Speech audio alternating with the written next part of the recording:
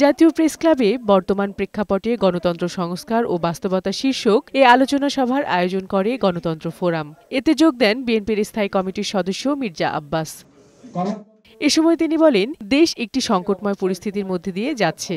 নির্বাচন ছাড়া এই সংকট থেকে উত্তরণের কোনো পথ নেই। সংস্কারের জন্য নির্বাচন থেমে থাকতে পারে না জানিয়ে মির্জা আব্বাস সংশয় প্রকাশ করে বলেন, দ্রুত সময়ে নির্বাচন আয়োজনের কোনো লক্ষণ দেখা যাচ্ছে না।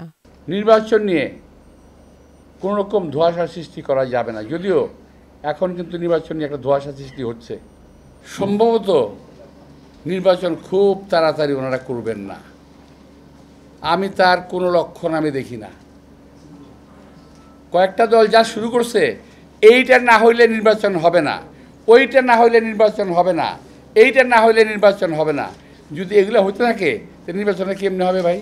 স্বৈরাচারের দোসররা প্রধান উপদেষ্টার আশেপাশে আছে জানিয়ে বিএনপির এ নেতা বলেন, সচিবালয় ও প্রশাসন থেকে এসব দোসরদের উৎখাত করতে না পারলে সামনে সংকট আরও বাড়বে।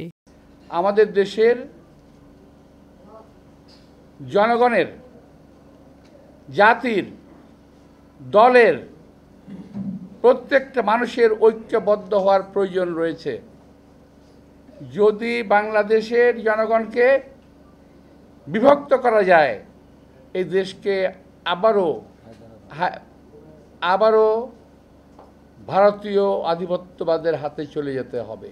এদিকে বিএনপির সিনিয়র যুগ্ম মহাসচিব রুহুল কবির রিজভী বলেছেন, আওয়ামী লীগ কিভাবে রাজনীতি করবে তা নির্ধারণের দায়িত্ব অন্তর্বর্তী সরকারের। মানিকগঞ্জ সদর উপজেলার চারুশিল্পী মানবেন্দ্র ঘোষের অগ্নিদগ্ধ বাড়ি পরিদর্শন শেষে তিনি এমন মন্তব্য করেন।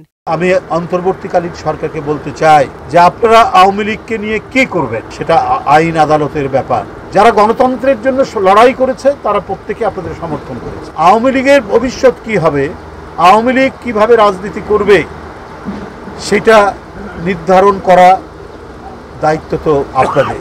একই সাথে আওয়ামী লীগের সন্ত্রাসীদের রুখতে সরকারকে আরও কঠোর হওয়ার আহ্বান জানান রিজভী আহমেদ। বিউটি সমাদ্দার, বৈশাখী সংবাদ, ঢাকা।